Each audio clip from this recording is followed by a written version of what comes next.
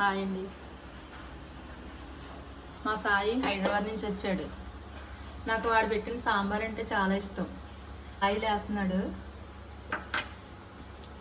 Oil తర్వాత జీలకర్ర, ఆవాలు, పసుపు, ధనియాలు, మిర్చి, వెల్లుల్లిపాయ, కరివేపాకు తయారు చేసి పెట్టుకున్నాడు. తయారు చేయడం ఎలాగో చూద్దామండి.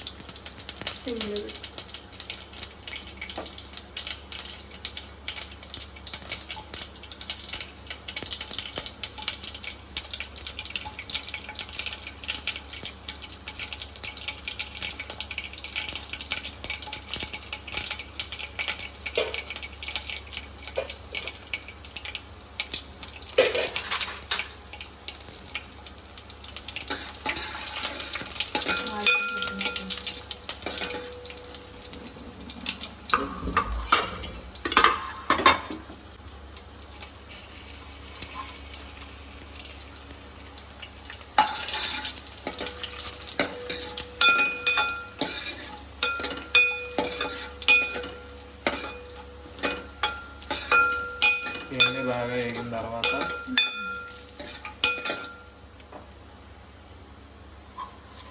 కరివేపాకు కూడా వేసుకుంటే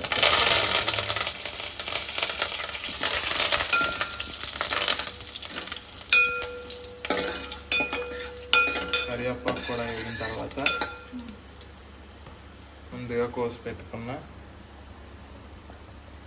ఉల్లిపాయలు,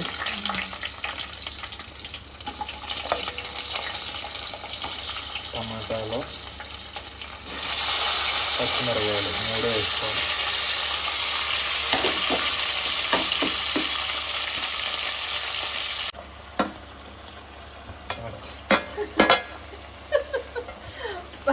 పచ్చిమిర్చి, ఉల్లిపాయలు వేగిన తర్వాత, టమాటాలు వేగిన తర్వాత కాయగూరలు వేసాడు మనోడు. ఈ కాయగూరలో ఆనపకాయ, ములక్కాడ, క్యారెట్, కొత్తిమీర, వంకాయ,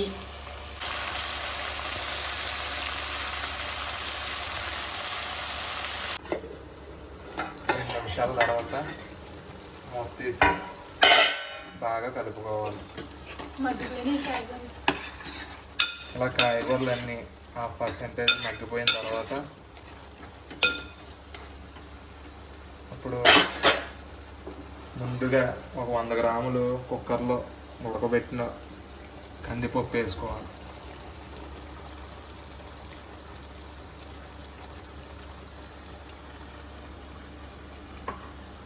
దాని తర్వాత ధనియాల పొడి, కారం, పసుపు, ఉప్పు,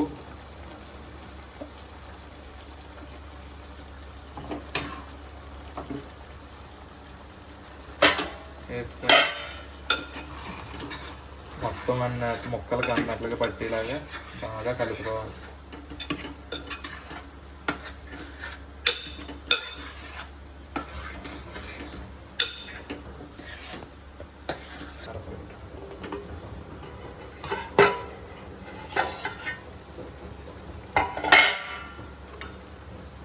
అన్నీ వేసుకుని కలుపుకున్న తర్వాత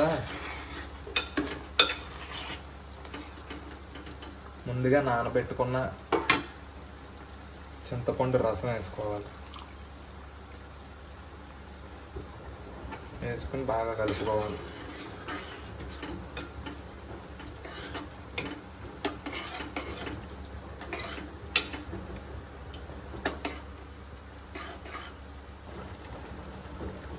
మనకి సాంబార్కు తగ్గట్టు ఎంత కావాలితే అంత వాటర్ యాడ్ చేసుకోవాలి.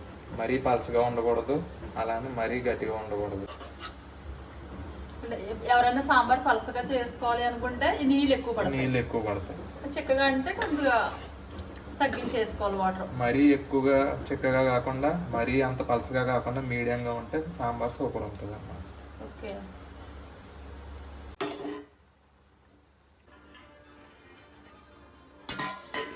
15 నిమిషాల తర్వాత తీసి సాంబార్ భలే ఉంది.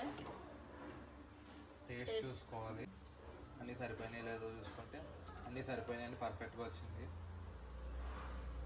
ఇంకా స్టవ్ ఆఫ్ చేసుకొని పైన కొంచెం కొత్తిమీర